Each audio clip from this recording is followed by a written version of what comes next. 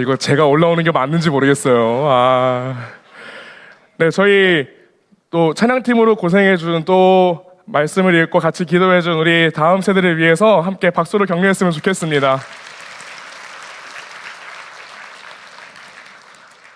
네, 네. 귀엽죠. 우리 다음 세대가 이렇게 밝고 또 창창합니다. 저는 오늘 이 자리 가운데서 여러분들과 함께 말씀을 나누고 또 말씀을 여러분들과 함께 깊게 생각을 해보기를 원하는데요. 특별히 온 세대 연합 예배에서 이렇게 파송 예배 말씀을 나눌 때 여러분들과 어떤 말씀을 어떻게 나눠야 될지 제가 고민을 해보았고요. 또 오늘 제가 여러분들과 나누는 이 말씀은 단순히 이 말씀 설교 한 번을 위해서 작성한 설교가 아니라 이 선교를 준비하면서 저에게 있었던 그런 심경의 변화를 여러분들과 함께 나누는 자리이기도 합니다. 저를 향한, 윤준열 전도사를 향한 하나님의 부르심이 무엇이고 또 이 부르심을 여러분들과 함께 나누어서 우리 수원화선교회가 이 자리 가운데 어떻게 나아가야 할지를 함께 고민해보는 시간이 되었으면 좋겠습니다. 일단 옆 사람분들과 함께 다시 한번 인사해볼까요? 잘 오셨습니다. 그리고 옆에 계신 사랑하는 가족들과 또 친구들에게 이렇게 인사합시다. 사랑합니다. 축복합니다. 네, 이렇게 우리가 서로 사랑하는 교회가 세워지기까지요, 그동안 이 성경의 역사 가운데 그리고 교회의 역사 가운데 참 많은 일이 있었습니다. 오늘 너무 귀엽고 사랑스럽게 말씀을 읽어준 예담이가 읽어준 그 말씀처럼요, 그런 여러 가지 다양한 일이 있었는데 오늘 우리가 함께 읽었던 사도행전 16장 6절에서 10절 말씀 또한 교회가 세워지는 과정 중에 한 번 있었던 그러한 일이었습니다. 바울은 이 사역을 감당하면서 선교 사역을 준비할 때 되게 잘 해왔었어요. 누가 보더라도 옛날에는 유대인을 박해하고 유대인을 못 사게 굴 예수 그리스도를 믿는 사람들을 못 사게 굴던 그런 유대인이었는데 바울이 이제는 하나님을 전하는 사람으로 변하고 있대.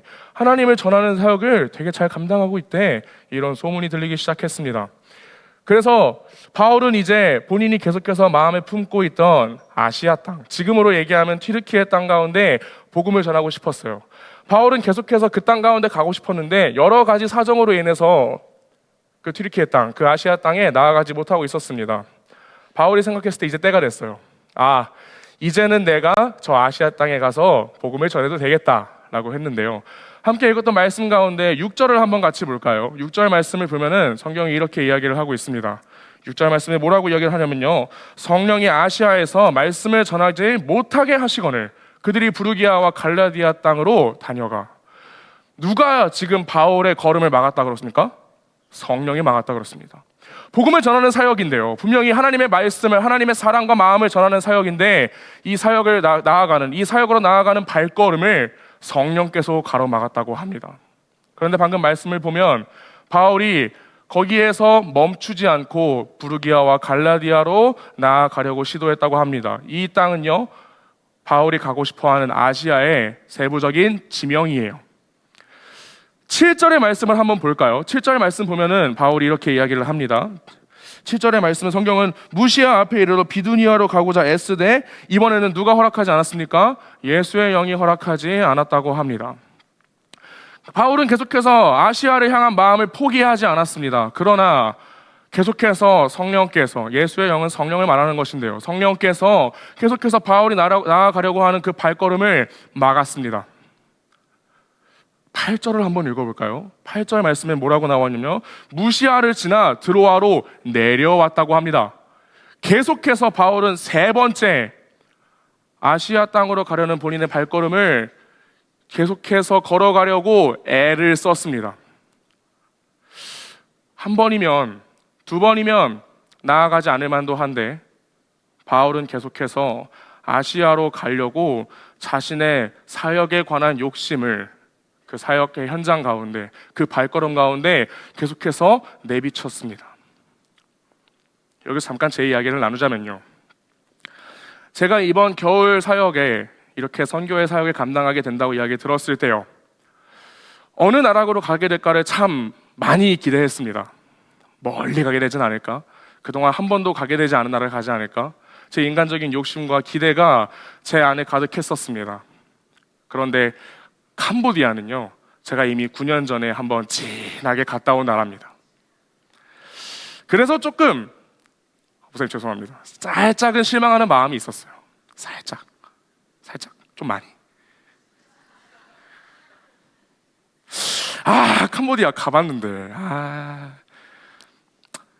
좀 아쉬웠어요. 다른 나라로 가기를 원했고요. 남들이 보기에도 와, 윤준호 전도사가 거기서 선교 갔다 오면은 엄청 고생하고 엄청 대단한 일 하는 건데, 이런 인정받는 나라에 가서 한번 섬겨보고 싶었습니다. 마치 바울이 계속해서 아시아를 향해서 발걸음을 내디디려고 한 것처럼요. 그런 나라들, 그런 어려운 사역, 그런 힘든 사역을 향해서 발걸음을 내디뎌 보고 싶었습니다. 그러던 제게 선교를 준비하면서 어떤 말씀을 마음에 품고 나아가야를 생각을 할 때, 오늘 우리가 함께 읽은 본문이었던 이 사도행전 16장 6절에서 10절의 말씀이 제 마음에 찾아왔습니다. 이 말씀에 계속해서 아시아를 향해서 걸어가려고 하는 이 바울의 환상 가운데 누가 나타나려고 하냐면요, 9절을 한번 읽어볼까요? 9절의 말씀 우리 한 목소리로 같이 읽어봅시다. 시작. 밤에 환상이 바울에게 보이니 마게도냐 사람 하나가 서서 그에게 청하여 이르되 마게도냐로 건너와서 우리를 도우라 하거늘. 아멘. 마게도냐는요, 아시아의 반대 방향입니다. 마게도냐는 그 아시아로 가는 관문에 아까 얘기했던 그 드로아 그쪽으로 가는 게 아니라 완전히 반대 방향으로 넘어가는 그런 길이에요. 그런 나라예요. 그런데 바울이 이 환상을 꿈중에 이렇게 보게 됩니다. 마게도냐 사람 한 사람, 도대체 그 사람이 어떻게 마게도냐 사람인지 알았는지는 모르겠지만요, 마게도냐 사람이 이렇게 어떤 모습이었는지 모르겠지만 손을 이렇게 흔들면서, 아니면 이렇게 우리 좀 도와주세요, 이렇게 부르는 환상을 바울은 보았다라고 합니다. 저는 여기서 한 가지 깨달았었습니다. 지금 캄보디아에서 어떤 사람이 저와 여기 있는 우리 팀원들을 향해서 손을 흔들면서 우리에게 와서 도와달라고 하는구나. 저는 처음에 이렇게 생각을 했어요. 그래서 계속해서 그런 마음으로 준비했습니다. 그래, 내가 좀 더 그런 누가 보더라도 인정해주는 그런 사역 말고 교회에서 정해주시는 대로, 나에게 주어진 대로 캄보디아라는 땅에 가서 열심히 사역을 하고 와야겠다. 그렇게 선교의 사역을 준비하기 시작했습니다. 그런데 사실 제가 이번 선교 가운데 복음을 직접 전하는 일도 없고, 저에게 제가 직접 담당해서 무언가를 준비하는 사역이 처음으로 없었습니다. 모든 이제 팀원들이 함께 고생을 하고 준비를 해주었지, 저는 거기서 이것 좀 해볼까요? 저것 좀 해볼까요? 이렇게 인도해주는 역할밖에 하지 않았습니다. 계속해서 파송예배, 제가 드렸던 파송예배를 함께 하신 분들은 아시겠지만, 저는 그동안 워십도 계속하고 무언가도 계속 했었는데, 그리고 그 나라에 가서 말씀도 전했었는데, 그런 걸 하나도 감당하지 않게 되니까요, 몸은 편한데 마음이 계속 불편했습니다. 그럼 나는 거기서 뭘 해야 되지?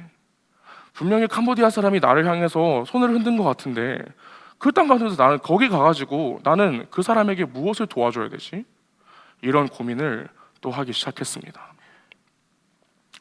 그러면서 이제 제 여름 사역이 여러 개 끝나고 선교만을 남겨놓고 있는 가운데 이 파송예배 설교를 준비하면서 이 말씀을 다시 묵상했는데요, 10절의 말씀이 다시 한번 저에게 찾아와서 하나님의 마음이 제게 전달되었습니다.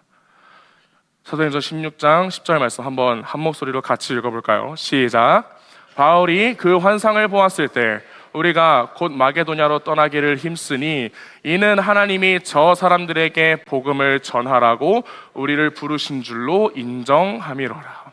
아멘. 여러분, 환상 가운데 나타난 마게도냐 사람이 바울을 부른 것이 아니었습니다. 그냥 어떤 옆에 있는 사람의 조언이나 그 당시의 교회 공동체의 부름에 따라서 바울이 자신의 길을 꺾고 유럽으로 간 것이 아니었습니다. 마게도냐 가운데 복음을 전하라고 누가 부르셨다고요? 하나님께서 부르셨다고요. 부끄러운 이야기지만요, 이 선교를 준비하면서 가장 최근에 저는 그렇게 마음을 먹었습니다.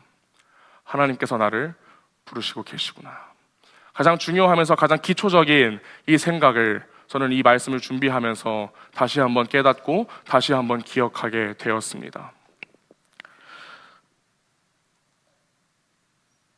바울은요, 하나님께서 주시는 그 마음을 등지고 자신의 욕심이 있었던, 자신의 마음의 방향이 있었던 아시아로 간 게 아니라 여호와께로 돌아갔습니다. 저희가 이번에 특송을 준비한 곡이 여호와께 돌아가자인데요, 저희 선교팀의 팀 이름은 더 캄보디아입니다. 더 캄보디아가 무슨 뜻이냐면 캄보디아로 가다, 캄보디아에게 라는 뜻이거든요. 근데 저는 이제 이 이름을 다시 생각을 해서 캄보디아에 계신 하나님께로 돌아간다, 캄보디아에 계신 여호와께로 돌아간다 라는 마음을 품고, 그리고 함께하는 팀원들에게도 이 마음을 나누고 캄보디아 땅으로 향하려 합니다. 사랑하는 여러분, 저희 팀원들을 위해서 그렇게 기도해 주십시오. 저까지요 10명의 청년들과 80까지는 청년이니까요, 저희 12명의 청년들이 함께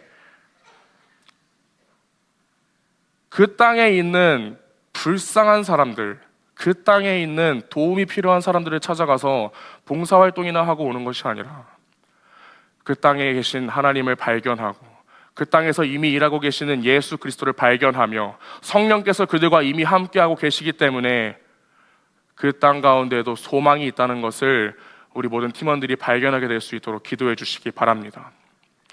이 자리에 계신 여러분들께 한 가지 더 전하고 싶은 마음은요, 단순히 이 선교의 사역은 저 자리에 앉아있고 여기에 서 있는 12명의 사역에 그치지 않는다는 것입니다.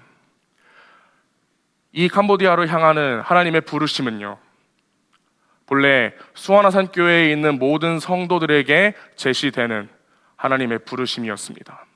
그리고 저희 12명은요, 그 부르심 가운데 직접 그 땅 가운데 나아가서 우리의 발걸음을 그 땅 가운데 옮기고 그 땅에 있는 영혼들을 만남으로 하나님의 마음을, 하나님의 복음을, 예수 그리스도의 복음 안에 살아가는 사람의 모습이 어떠한가를 그 땅 가운데 전하고 오려고 결단한 사람들입니다.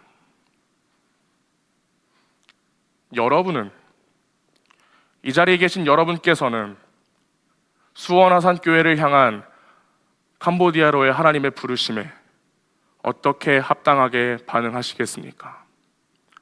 사랑하는 여러분, 기도로 동역해 주십시오. 사랑하는 여러분, 여러분이 하실 수 있는 무리하지 않는 선에서요, 여러분이 우리와 함께 동참해 주시기를 간곡히 부탁드립니다. 그렇게 해서 단순히 수원화산 교회가 12명의 팀을 그 땅 가운데 보내고 기다리는 것이 아니라 수원화산 교회가 그 땅 가운데 함께 가는 마음으로 저희를 파송해 주시고 저희를 위해서 끊임없이 기도해 주시며 마음을 써주시기를 간곡히 부탁을 드리고 싶습니다. 이 시간 가운데 저희가 준비한 무언극과 워십을 준비를 하면서 좀 말씀을 맞춰보려고 하는데요, 저희가 특별히 직접적으로 설교를 하는 자리는 없습니다. 그 자리에, 그 나라에 계신 주은규 선생님께서 설교를 해주실 텐데, 저희가 그래서 저희의 워십 그리고 저희가 무언극을 통해서 그 땅 가운데 하나님의 마음을 좀 전하려고 준비를 했습니다. 예수 그리스도를 믿는 사람들의 삶이 나타내는 소리는 어떠한가, 그리고 우리는 어떤 소리를 바라보며 우리가 들어야 하는, 이 땅 가운데서 그리스도를 믿으며 들어야 하는 합당한 소리, 합당한 반응은 무엇인가를 팀원들이 준비한 이 사역의 모습들 가운데 함께 나누어지는 시간이 되었으면 좋겠습니다.